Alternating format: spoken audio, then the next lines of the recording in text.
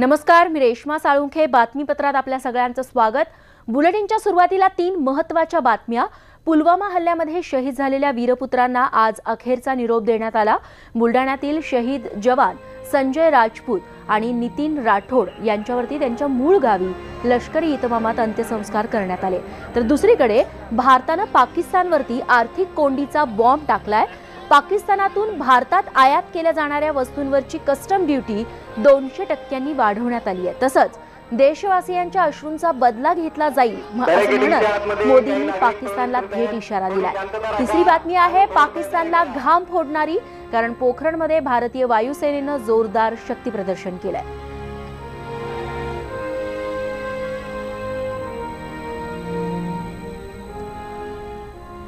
आता बातमी आहे पुलवामा हल्ल्यानंतर भारतानं पाकिस्तानवरती टाकलेल्या आर्थिक कोंडीच्या बॉम्बची. पाकिस्तानातून आयात होणाऱ्या वस्तूंवरची कस्टम ड्युटी 200% वाढवण्याचा निर्णय भारतानं घेतलेला आहे. केंद्रीय अर्थमंत्री अरुण जेटली यांनी ट्विट करत या निर्णयाची माहिती दिली आहे. मोस्ट फेवर्ड नेशनचा दर्जा काढून घेतल्यानंतर भारतानं पाकिस्तानला हा दुसरा मोठा झटका दिलाय. भारताच्या या निर्णयामुळे पाकिस्तानची मोठी आर्थिक कोंडी होणार असल्याचं आता बोललं जात आहे.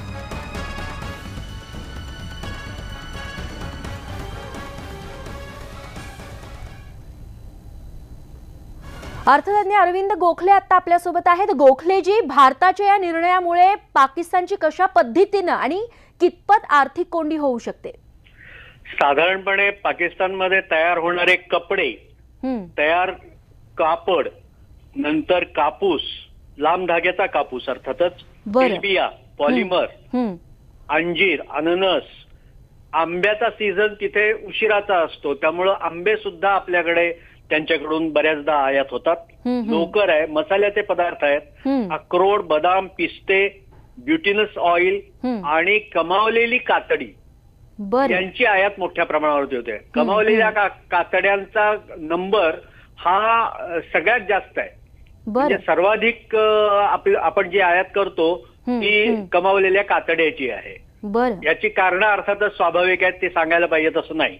परंतु हे सगळं त्यांच्याकडनं आयात होत असताना अनेकदा असं होतं की हे ट्रक्स या मार्गावरती थांबवले जातात आणि एक दोनदा तर असं झालेलं होतं, म्हणजे हेही तपासून घेण्याची वेळ येते की या म्हणजे 50 ट्रक्स आले तर त्यातल्या 3-4 ट्रक्स मध्ये छुपा माल असतो आणि बऱ्याचदा त्यातनंही दारुगोळा येत असल्याची उदाहरणं यापूर्वी घडलेली आहेत.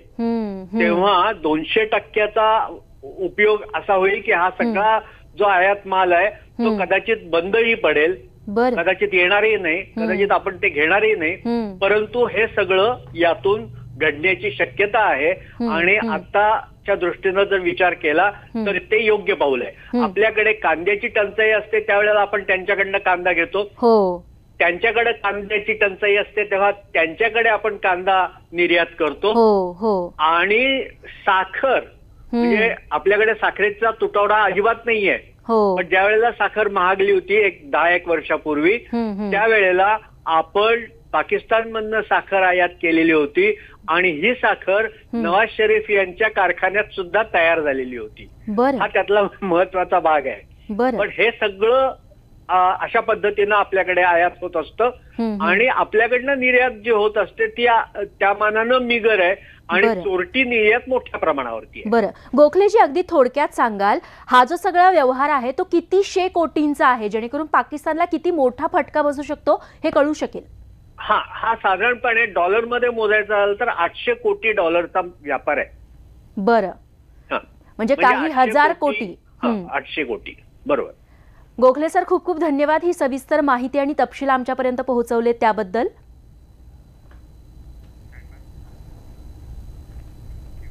दरम्यान भारतानं आज पाकमधल्या वस्तूंवरची कस्टम ड्युटी आहे ती 200% वाढवली, तर काल मोस्ट फेवर्ड नेशनचा दर्जा काढून घेतलाय. त्यामुळे पाकिस्तानची कशा प्रकारे आर्थिक कोंडी होणार आहे त्यावरती एक नजर टाकूयात.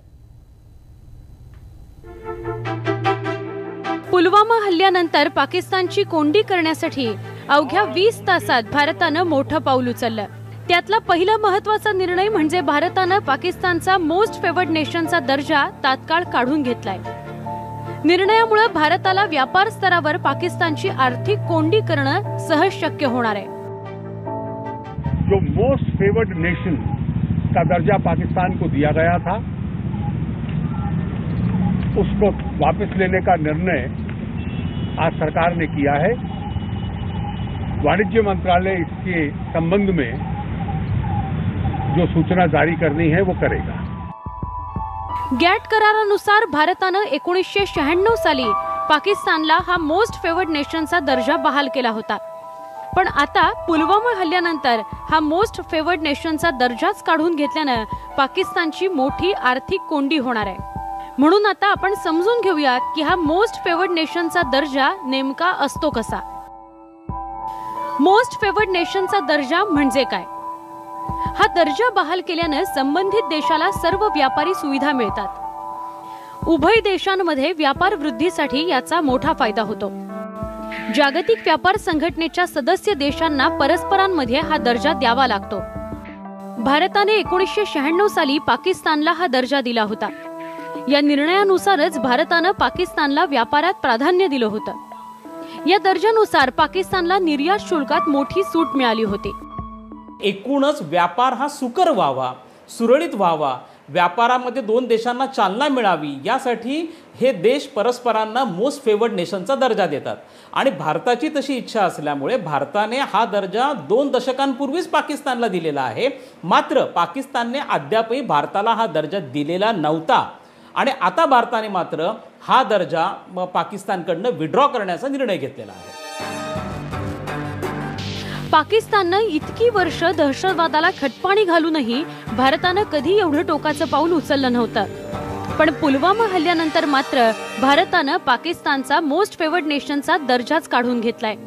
त्यामुळे पाकिस्तानची फक्त आर्थिक कोंडी होणार नाहीये, तर त्यांच्या देशातील व्यापाऱ्यांचंही मोठं नुकसान होऊ शकतं। आता आपण या दोन्ही देशात नेमकी कोणत्या वस्तूंची आयात निर्यात होते त्यावरही नजर टाकू।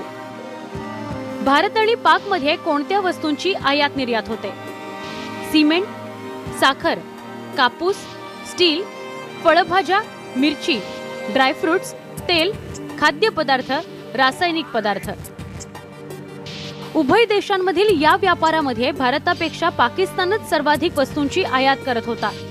ती आता पूर्णपणे बंद होणार असल्यानं पाकिस्तानचं मोठं नुकसान होणार आहे। पाकिस्तानचं आर्थिक नुकसान किती होणार त्यावरही नजर टाकू। भारत पाकमध्ये 2017-18 साली 17,000 कोटी म्हणजेच $2.4 बिलियन व्यापार झाला। यात भारतातून होणारी निर्यात ही $1.9 बिलियन तर पाकिस्तानकडून होणारी निर्यात ही फक्त $0.48 बिलियन होती। 2016-17 सालीही उभय देशांमधील व्यापार जवळपास इतकाच होता। पाकिस्तानी व्यापाऱ्यांना मोस्ट फेवर्ड नेशनचा मोठा फायदा होत होता, पण आता भारतानं पाकिस्तानचा मोस्ट फेवर्ड नेशनचा दर्जा काढून घेतल्यानं पाकिस्तानची व्यापारी स्तरावर मोठी आर्थिक कोंडी होणार आहे। त्यात पाकिस्तानी व्यापाऱ्यांचं मोठं नुकसान होऊ शकतं। आता हा दर्जा काढून घेतल्यानं पाकिस्तान सरकारवर तिथल्या व्यापारी वर्गाकडून मोठा दबाव येऊ शकतो। बघूयात आता या आर्थिक कोंडीतून तरी पाकिस्तान काही धडा घेत आहे का ते। Bureau report, news 18 Lokmat. यानंतर बातमी आहे अडचणीत आलेल्या सिद्धूंची। पुलवामातील दहशतवादी हल्ल्यानंतर पाकिस्तानची तळी उचलणारे काँग्रेसचे नेते नवज्योत सिंग सिद्धू यांची द कपिल शर्मा शो मधून हकालपट्टी करण्यात आली आहे। यापुढे या शो मध्ये सिद्धू यांच्या जागी परीक्षक म्हणून अभिनेत्री अर्चना पूरण सिंग या छोट्या पडद्यावरती दिसणार आहेत। या शो मध्ये अर्चना पूरण सिंग यांनी ट्विट करून ही माहिती दिली आहे। पाकिस्तान विरोधी देशात संतापाची लाट उसळलेली असताना सिद्धूंनी दहशतवादाला धर्म अथवा देश नसतो, त्यामुळे पाकिस्तानशी चर्चा करून तोडगा काढावा असं मत व्यक्त केलं होतं आणि त्यामुळेच सोशल मीडियावरती नेटकऱ्यांनी सिद्धू यांना चांगलंच झोडपून काढलं। तसंच द कपिल शर्मा शोवरती बहिष्कार घालण्याचा इशारा नेटकऱ्यांनी दिलेला होता। त्यानंतर सिद्धू यांना द कपिल शर्मा शो मधून बाहेरचा रस्ता दाखवण्यात आलाय। मेरी बात जो होती है ना, उसको डिस्टॉर्ट किया जाता है, एक लाइन बोली जाती है उसमें, उसको पूरी तरह से दिखाया नहीं जाता, क्योंकि बहुत लोग भयभीत होते हैं, समझ रहे हो ना, इनसिक्योर भी होते हैं। लेकिन मैंने यही कहा था, जो कल कहा था, आज भी वहीं खड़ा हूं कि आतंकवाद का ना कोई धर्म है, ना कोई मजहब है, ना कोई देश है, ना कोई जात है। और जैसे लोहा लोहे को काटता है, आग आग को काटती है, सांप जब डंक मारता है तो उसका एंटीडोट सांप का विष है, वैसे ही कुचला जाना चाहिए कहीं पे भी। और यही स्टेटमेंट कल थी। तेव्हा आपल्या वाक्याचा विपर्यास केला गेला। जे मत आपलं काल होतं ते आजही तसंच आहे असं सिद्धू म्हणतात। दरम्यान काल सिद्धू यांनी नेमकं कोणतं वक्तव्य केलेलं होतं बघूयात। सालों से ये क्यों बंद नहीं हो रहा? इंटरनेशनल कम्युनिटीज के प्रेशर से बंद हो सकता है, डायलॉग से बंद हो सकता है। हमें चिंतन करना चाहिए और इस जड़ तक पहुंचना चाहिए और जड़ को निकाल फेंकना चाहिए। और इसके लिए सब इकट्ठे होके, एकजुट होके, एकमुठ होके, इंटरनेशनल कम्युनिटी इकट्ठी होके बातचीत करें और इंटरनेशनल प्रेशर पर। आणि आता बातमी आहे पुलवामा हल्ल्यामध्ये शहीद झालेल्या महाराष्ट्राच्या वीरपुत्रांची। 14 नोव्हेंबरला जैश ए मोहम्मदच्या दहशतवाद्यांनी अवंतीपुरामध्ये केलेल्या भ्याड हल्ल्यात सीआरपीएफचे 42 जवान शहीद झाले। या हल्ल्यामध्ये बुलडाण्याच्या 2 सुपुत्रांना वीरमरण आलं। मलकापूरचे संजय राजपूत आणि लोणारचे नितीन राठोड यांनी देशासाठी प्राण अर्पण केले। या दोन्ही वीरपुत्रांवरती त्यांच्या मूळ गावी लष्करी इतमामात काही वेळापूर्वी अंत्यसंस्कार करण्यात आले।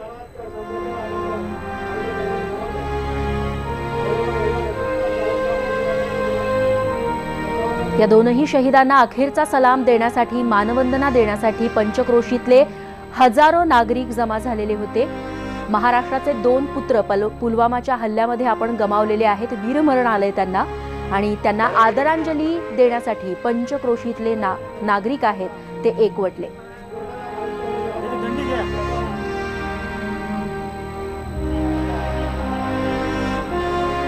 एकीकडे पुलवामा हल्ल्यामध्ये शहीद झालेले मूळचे बुलढाण्याचे जवान संजय राजपूत यांना अखेरचा निरोप देण्यात आला।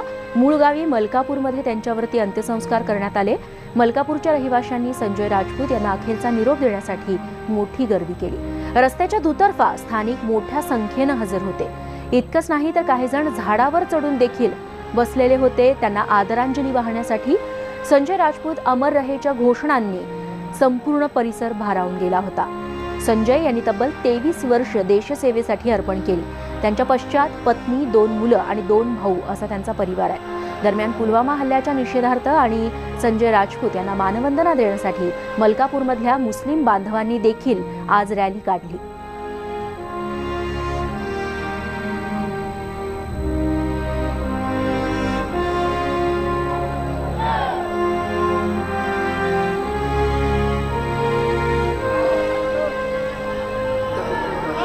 बॅरिकेडिंगच्या आतमध्ये काही नागरिक प्रवेश करत आहेत।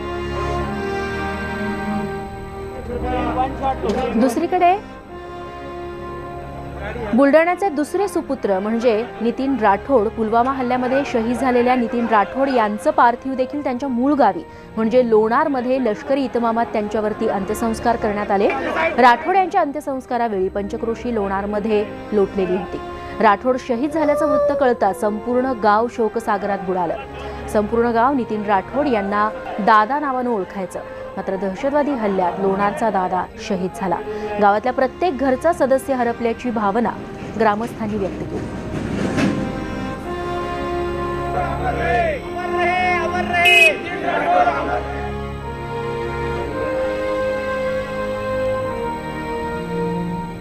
पुलवामामधल्या हल्ल्यामध्ये शहीद झालेल्या पाटणातल्या जवानांना देखील आज अखेरचा निरोप देण्यात आला। वीरपुत्राला अखेरचा निरोप देण्यासाठी स्थानिकांनी मोठी गर्दी केली। संपूर्ण देशभरातल्या कानाकोपऱ्यातले तब्बल 42 जवान आपण 14 तारखेला गमावलेले आहेत। प्रत्येक कानाकोपऱ्यातले, मग कर्नाटक असो, भोपाळ असो, महाराष्ट्र असो, उत्तर भारतातली राज्य असो, प्रत्येक ठिकाणचा एक तरी जवान आहे ज्याला या दहशतवाद्यांच्या भ्याड हल्ल्यामध्ये वीरमरण आले।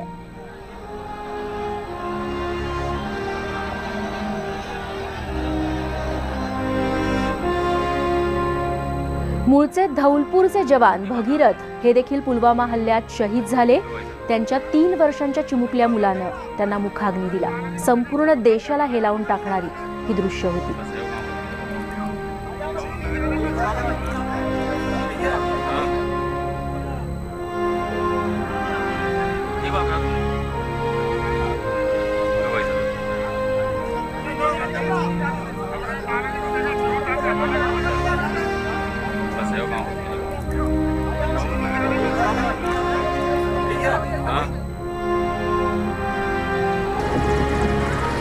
तिकडे राजस्थानमध्ये देखील पुलवामा हल्ल्यातील जवानांना अखेरचा निरोप देण्यात आला। यावेळी उपस्थितांनी शहीद अमर रहे अशा घोषणा दिल्या।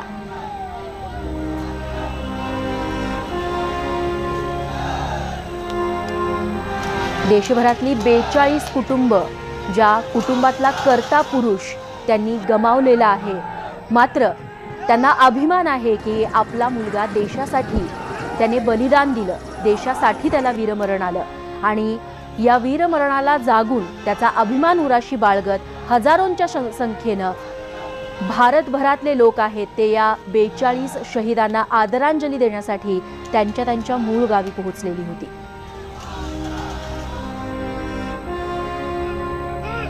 तिकडे हरिद्वारमध्ये पुलवामा हल्ल्यामध्ये शहीद झालेल्यांमध्ये हरिद्वारमधल्या जवानांचा देखील समावेश आहे। या जवानांचं पार्थिव त्यांच्या मूळ गावी दाखल झाल्यानंतर लष्करी इतमामात त्यांच्यावर अंत्यसंस्कार पार पडले।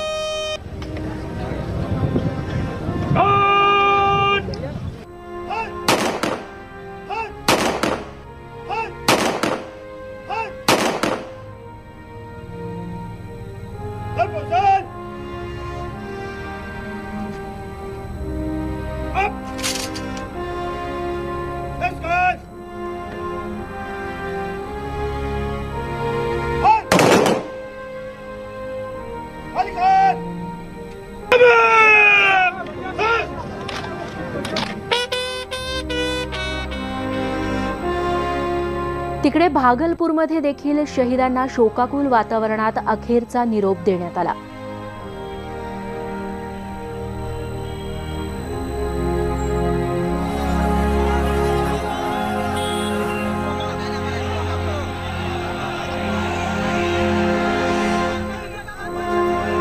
आपल्या देशासाठी प्राणपणाला लावणारे हे जवान, ज्यांचा मूळ हेतूच हा असतो आर्मीमध्ये CRPF मध्ये सामील होताना की देशासाठी आपण बलिदान द्यावं, देशासाठी काहीतरी करून दाखवावं शौर्य, आणि तेच शौर्य केलेल्या आणि संपूर्ण देशाची मान उंचावणाऱ्या या शहीदांना मानवंदना आज देशभरात देण्यात आली। शामलीमधल्या शहीद जवानांवर देखील लष्कर इतिमामात आज अंत्यसंस्कार करण्यात आले।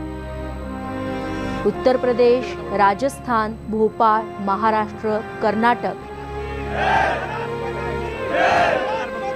अनेक राज्यांमधले एक ना एक तरी जवान आहे ज्याला वीरमरण आलेला आहे आणि त्यांना तितक्याच भावपूर्ण वातावरणात आदरांजली आज देण्यात आली।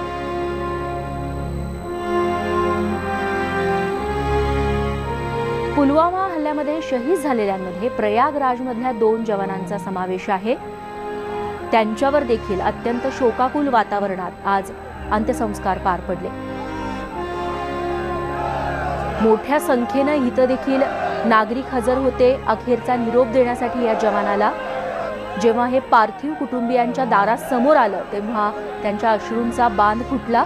बहुतांश जवानांच्या कुटुंबियांना खरं तर कळवण्यात आलेलं नव्हतं की नेमकं काय घडलंय, मात्र ज्या दिवशी पार्थिव येणार आहे त्या दिवशी त्यांना याची कल्पना देण्यात आली आणि त्यानंतर सर्वत्र एकच आक्रोश ऐकायला मिळाला।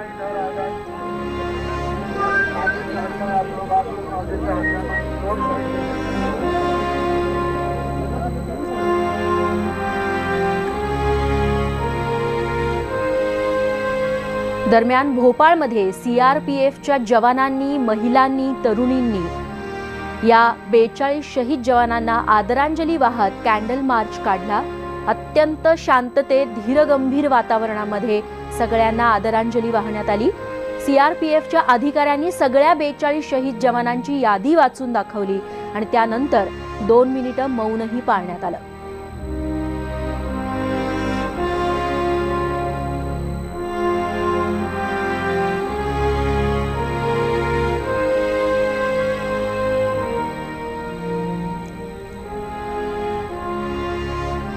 दरम्यान पंतप्रधान नरेंद्र मोदी हे आज महाराष्ट्र दौऱ्यावरती होते आणि यावेळी पंतप्रधानांनी धुळ्यात बोलताना पाकिस्तानला थेट इशारा दिलाय। देशवासियांच्या डोळ्यातल्या अश्रूंचं उत्तर देणार असल्याचं ते म्हणाले। हर परिवार को मैं ये भरोसा देता हूं कि उनके परिवारों ने जो स्वजन खोया है आपकी आंखों में जो आंसू है, उन आंसू का पूरा पूरा जवाब लिया जाएगा। पुलवामातील भीषण दहशतवादी हल्ल्यानंतर भारतीय तपास यंत्रणांनी या हल्ल्यामागच्या सूत्रधारांचा शोध सुरू केला असून जैश ए मोहम्मदच्या संपर्कात असलेल्या 10 ते 12 तरुणांना चौकशीसाठी ताब्यात घेण्यात आले। या हल्ल्याची कुणकुण गुप्तचर विभागाला लागली होती, मात्र त्या दहशतवाद्यांना वेळीच जेरबंद करण्यात तपास यंत्रणांना अपयश आलं। आता तपास यंत्रणांनी दहशतवाद्यांचं नेटवर्क मोडून काढण्यासाठी कंबर कसली आहे। पुलवामा परिसरात लष्कराच्या ताफ्यावरती दहशतवादी हल्ला करण्यात आला। या हल्ल्याची कुणकुण यापूर्वी श्रीनगर पोलिसांना त्यांच्या गुप्तचर विभागाला होती आणि तरीही ते हा हल्ला रोखू शकले नाही आणि हाच प्रकार कुठतरी श्रीनगर पोलिसांना आता जिव्हारी लागलाय। त्यामुळे त्यांनी तपासाची चक्र फिरवली। काल रात्रीच जैश ए मोहम्मद या दहशतवादी संघटनेशी निगडीत साधारण 10 ते 12 संशयित तरुणांची धरपकड या ठिकाणी करण्यात आलेली आहे आणि या सगळ्या प्रकारात आता पोलीस बंदोबस्त श्रीनगर पासून ते पुलवामा पर्यंत तैनात श्रीनगर पोलिसांकडून करण्यात आलेला आहे। एकंदरीत याची जी माहिती या ठिकाणी मिळते, या माहितीनुसार हा कुठतरी गेल्या 2 वर्षांमध्ये 90 जैश ए मोहम्मदच्या दहशतवाद्यांचा खात्मा ठिकाणी सैनिकांकडून CRPF कडनं श्रीनगर पोलिसांकडून करण्यात आला आणि याचा सूड घेण्यासाठी कुठतरी या सगळ्या जैश ए मोहम्मदच्या लष्कराने हा हल्ला केल्याची माहिती पुढे येत आहे। 2019 जानेवारी 2019 पासून या सगळ्या प्रकारामध्ये 9 जैश ए मोहम्मदच्या दहशतवाद्यांचा खात्मा या श्रीनगर पोलिसांनी केला। या सोबतच त्याचा राग म्हणून हा सगळा घटनाक्रम घडल्याची सूत्रांची माहिती आहे। हल्ल्यानंतर श्रीनगर पोलिसांनी एक चंग बांधला आहे की या हल्ल्याच्या मास्टरमाइंडला, हल्ला ज्यांनी घडवून आणला, ज्यांच्या इशाऱ्यावर हल्ला झाला, त्यांना लवकरात लवकर त्याच्या मुसक्या आवळल्या जाईल। अक्षय कुडकेलवार, न्यूज 18 लोकमत, पुलवामा, श्रीनगर। दुसरीकडे या दहशतवादी हल्ल्यानंतर श्रीनगरच्या लाल चौकामध्ये नागरिकांनी मोठ्या संख्येने एकत्र येऊन पाकिस्तान विरोधी घोषणाबाजी केली। तसंच श्रीनगरमध्ये काश्मीरच्या व्यावसायिकांनी 1 दिवसीय बंद पुकारला। श्रीनगरच्या लाल चौकात मोठ्या प्रमाणात पोलीस आणि सैनिकांचा कडेकोट बंदोबस्त ठेवण्यात आला होता।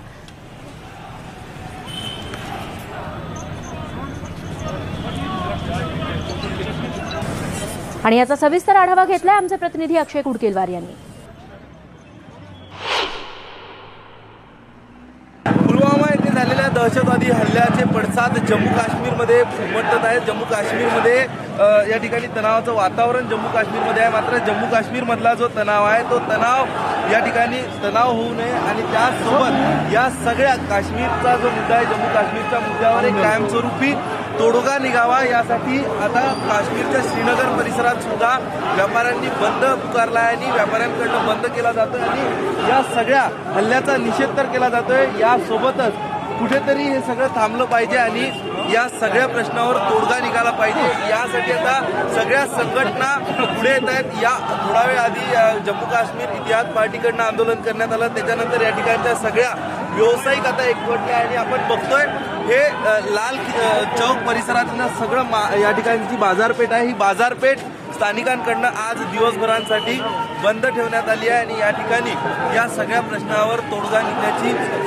काढण्याची मागणी सुद्धा जोर धरू लागली आहे। आपल्याला माहिती आहे हल्ल्यानंतर जर बघितलं तर काल रात्रीपासून सर्च ऑपरेशन पोलिसांकडनं चालू केलं। मोठ्या प्रमाणात जैशशी संबंधित तरुणांची धरपकड करण्यात आली। मात्र आता या सगळ्या प्रकारात कुठेतरी लष्कर आणि स्थानिकांमधला जो वाद आहे हा थांबावा यासाठी प्रयत्न केले जात आहेत आणि यासाठी जम्मू काश्मीर सारखी परिस्थिती उद्भवू नये, जम्मूतली परिस्थिती सुद्धा नियंत्रणात सरकारनं आणावी आणि या सगळ्या प्रश्नावर खरोखर तोडगा काढावा अशी मागणी या ठिकाणी या सगळ्या स्थानिकांकडनं जोर धरू लागली आहे। अक्षय कुडकेलवार, न्यूज 18 लोकमत, श्रीनगर।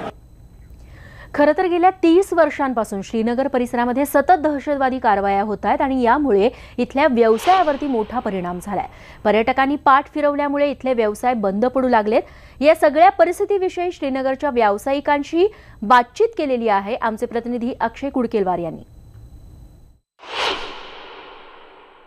सर, मुझे बताइए ये जो हालात अभी यहाँ पूरे श्रीनगर में हुए, कश्मीर में हुए, पुलवामा में जो कल पूरा हमला हुआ और लगभग 44-45 से ज़्यादा जवान शहीद हो गए। क्या कुछ आपको लगता है इसके बारे में, ये कहीं रुकना चाहिए? रुकना चाहिए, ये होना नहीं चाहिए, ये होना नहीं चाहिए, क्योंकि ये जो है ये टूरिस्ट प्लेस है। यहाँ टूरिस्ट के लिए हर एक का रोजगार टूरिस्ट पर है जी।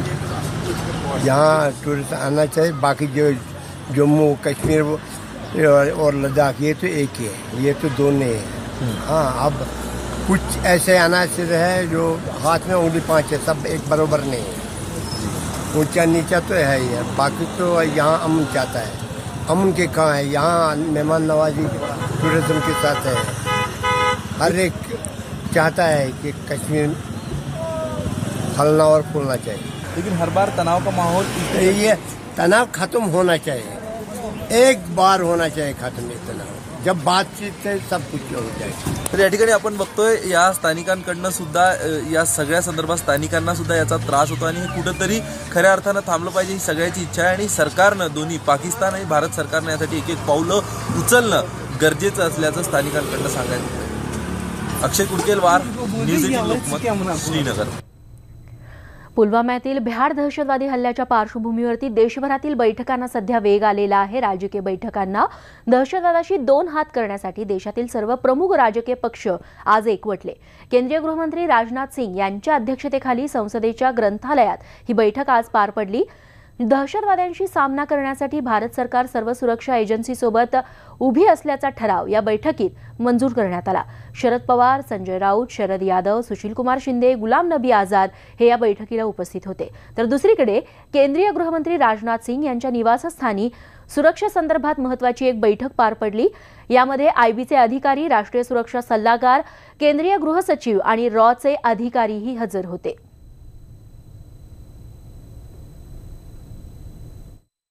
आपको डॉक्टर फारूक अब्दुल्ला जो कश्मीर से आते हैं, कश्मीरी है, मुख्यमंत्री रहे कश्मीर के, तो उनकी बात तो सुननी चाहिए। उनकी वेदना है, गुलाम नबी आज़ाद थे, उनकी बात सुननी चाहिए। कम्युनल हार्मनी की बात अगर डॉक्टर अब्दुल्ला ने वहाँ कही है तो उसमें गलत नहीं है, ये बहुत बड़ी बात है। आज भी उनका कहना है कि आज भी कश्मीर के गांव-गांव में हिंदुस्तान जिंदाबाद के नारे देने वाले ज्यादा लोग हैं, लेकिन डरे हुए हैं। उनको प्रोटेक्ट करो, उनको जिंदा रखो। हम देश की एकता के लिए, देश की अखंडता के लिए, देश की सुरक्षा के लिए, जनता की सुरक्षा के लिए, सिक्योरिटी फोर्सेस की सुरक्षा के लिए हम सरकार के साथ खड़े रहेंगे। आतंकवाद को खत्म करने के लिए हमारा पूरा समर्थन रहेगा। पुलवामा हल्ल्याच्या निषेधासाठी नालासोपारा रेल्वे स्थानकावरच्या प्रवाशांनी पाकिस्तान विरोधी घोषणा द्यायला आज सकाळी सुरुवात केली। रेल्वे रुळावरती उतरून प्रवाशांनी यावेळी रेल रोको केला। जमाव पांगवण्यासाठी आलेल्या पोलिसांवरती यावेळी आंदोलकांनी दगडफेकही केली। त्यामुळे पोलिसांनी संतप्त जमावावरती लाठीचार्ज केला। यामुळे पश्चिम रेल्वेची वाहतूक मोठ्या प्रमाणावर आज विस्कळीत झाली होती। दिवसभर यामुळे प्रवाशांचा मोठा खोळंबाही झाला। दरम्यान पुलवामातील दहशतवादी हल्ल्याच्या निषेधार्थ नालासोपाऱ्यासह मुंबईतल्या काही भागात बंद पाळण्यात आला। ठिकठिकाणी दुकानं बंद ठेवण्यात आली, त्यामुळे बाजारपेठांमध्ये देखील शुकशुकाट होता। नालासोपारा परिसरामध्ये लोकल रेल्वेच्या ट्रॅकवरतीच हे सगळे नागरिक आले आणि त्यांनी पाकिस्तान मुर्दाबाद अशा घोषणा द्यायला सुरुवात केल्या। त्यामुळे आजूबाजूचे सर्वसामान्य प्रवासी होते ते मात्र भांबावले। मोठी गर्दी झाली होती इथे ट्रॅकवर आणि स्टेशनवर देखील। दरम्यान अचानक या जमावातल्या काहींनी पोलिसांवरती दगडफेक करायला सुरुवात केली आणि नाईलाजाने मग पोलिसांना देखील लाठीचार्ज करावा लागला या सगळ्या जमावाला पांगवण्यासाठी।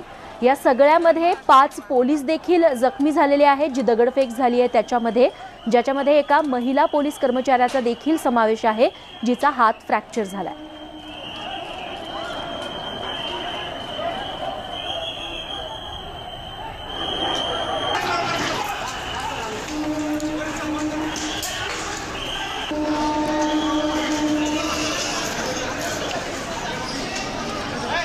तेव्हा नालासोपारा परिसरात अशा पद्धतीने सकाळी मोठा गोंधळ बघायला मिळाला आणि लोकल रोकल्यामुळे पुढे दिवसभर अगदी संध्याकाळपर्यंत पश्चिम रेल्वेचं वेळापत्रक होतं ते कोलमडलेलं होतं। यावेळी लोकल 15 ते 20 मिनिटे उशिरानं दिवसभर धावत होत्या।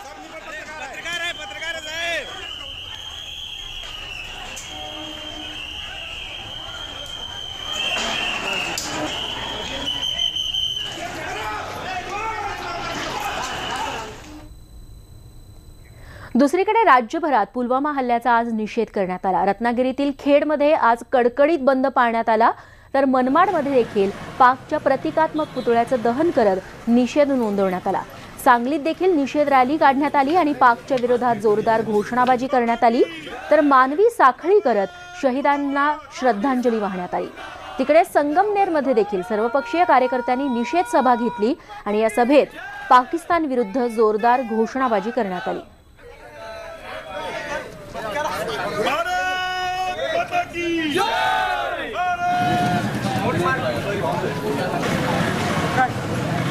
खेडमध्ये उत्स्फूर्तपणे बंद पाळण्यात आला। अनेक दुकानांना आज टाळं दिसलं, दुकानं उघडण्यात आली नाहीत आणि यावेळी पाकिस्तान मुर्दाबादच्या घोषणा देण्यात आल्या आणि पाकिस्तानच्या दहशतवाद्यांनी जो भ्याड हल्ला केला आहे त्याला चोख उत्तर सरकारकडून दिलं जावं अशी मागणीही करण्यात आली। यावेळी पाकिस्तानी झेंड्याची होळीही करण्यात आली।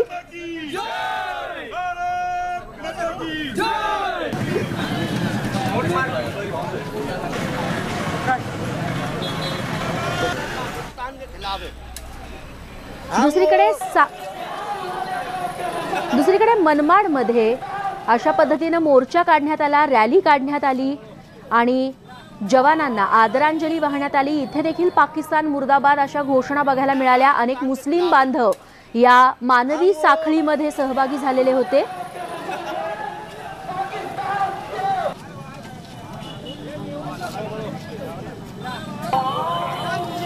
सांगलीमध्ये देखील मानवी साखळी काढण्यात आली, ज्याच्यामध्ये मुस्लिम बांधव मोठ्या संख्येनं हजर होते।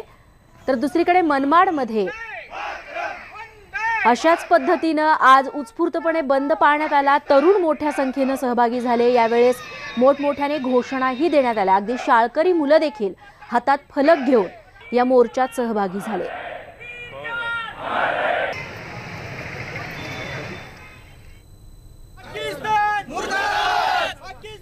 ही शिर्डीची दृश्य पाकिस्तान मुर्दाबाद असं म्हणत पाकिस्तानचे पंतप्रधान आणि पाकिस्तानचे जे इतर नेते मंडळी आहेत त्यांचे पुतळे यावेळी दहन करण्यात आले।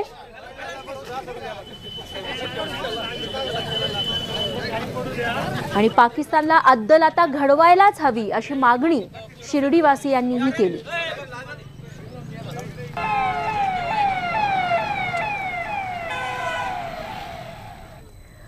दरम्यान पुलवामा दहशतवादी हल्ल्यामध्ये शहीद झालेल्या जवानांना मुंबईतील व्यापाऱ्यांनी देखील श्रद्धांजली वाहिली। मुंबईतील काही भागात व्यापाऱ्यांनी स्वयंस्फूर्तीने दुकानं बंद ठेवली। मुंबईतील दादर, परळ भागातील दुकानं आज बंद ठेवण्यात आली। मुंबईबरोबरच नवी मुंबईत देखील बंद पाळण्यात आला। नेरूळ, सीवूड, कोपरखैरणे, ऐरोली या भागात व्यापाऱ्यांनी आपली दुकानं बंद ठेवून हल्ल्याचा निषेध केला, तर नेरूळमध्ये रिक्षा चालकांनी देखील कडकडीत बंद पाळला। तिकडे भिवंडी शहरामध्ये लाहोटी कंपाऊंडमधील कपडा बाजारपेठेतील सुमारे 400 कपड्यांची दुकानं आज बंद होती। दुकानं बंद ठेवून व्यापाऱ्यांनी भ्याड हल्ल्याचा निषेध नोंदवला। दरम्यान यावेळी मोदी सरकारनं पाकिस्तानला अद्दल घडवावी अशी संतप्त मागणी सगळ्या मुंबईकरांनी केली आहे।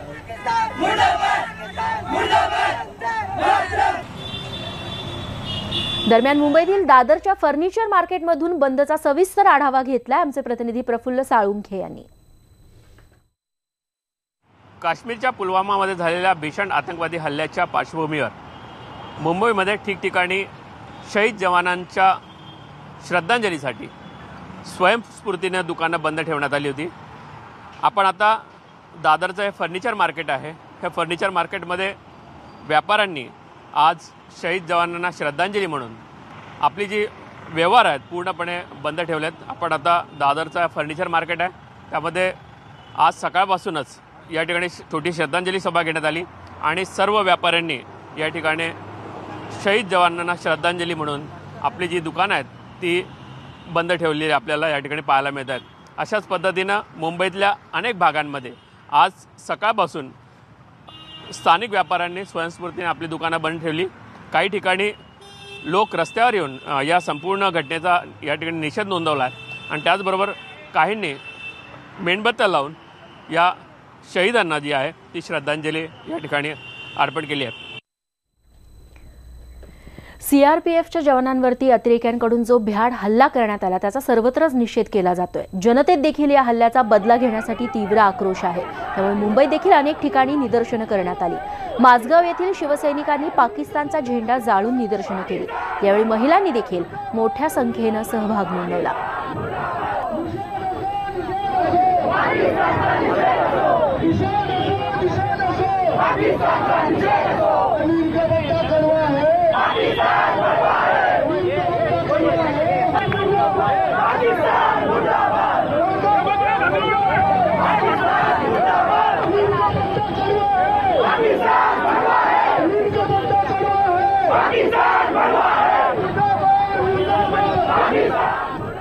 जम्मू काश्मीरच्या पुलवामा जिल्ह्यामध्ये शहीद झालेल्या जवानांच्या कुटुंबियांना मदत करण्यासाठी आता रिलायन्स फाउंडेशन पुढे आलंय.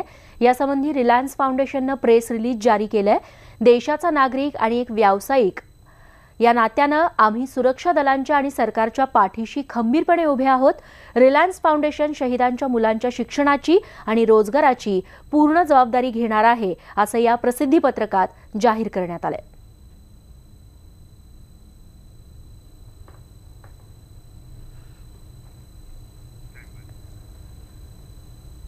दुसरीकडे शहीदांच्या कुटुंबियांना साई संस्थाननं देखील मदतीचा हात पुढे केलाय.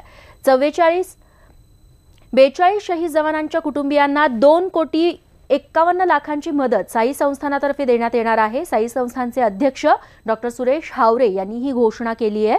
उच्च न्यायालयाचा निर्णय आणि शासनाच्या परवानगीनंतर ही मदत केली जाणार आहे.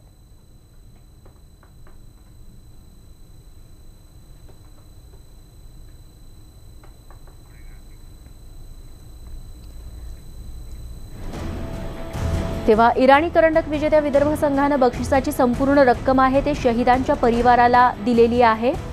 शिर्डी साई संस्थानकडून 2,51,00,000ची मदत केली जाणार आहे शहीदांच्या कुटुंबियांना. महानायक अमिताभ बच्चन यांच्याकडून देखील 2.5 कोटींची मदत जाहीर करण्यात आली आहे. आंध्र प्रदेशच्या सरकारकडून सर्व शहीदांच्या परिवाराला प्रत्येकी 5 लाखांची मदत करण्यात आली आहे. क्रिकेटर वीरेंद्र सेहवागनं सर्व शहीदांच्या मुलांच्या शिक्षणाचा खर्च उचलणार असल्याचं सांगितलेलं आहे. रिलायन्स फाउंडेशननं शहीदांच्या मुलांच्या शिक्षणाची आणि रोजगाराची जबाबदारी उचललेली आहे. तेव्हा आता सर्वच स्तरातून मदतीचा हात शहीदांच्या कुटुंबियांच्या दिशेनं वाढताना बघायला मिळतोय.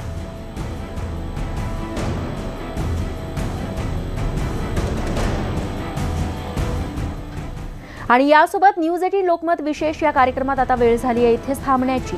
ताज्या घडामोडींसाठी बघत रहा न्यूज 18 लोकमत.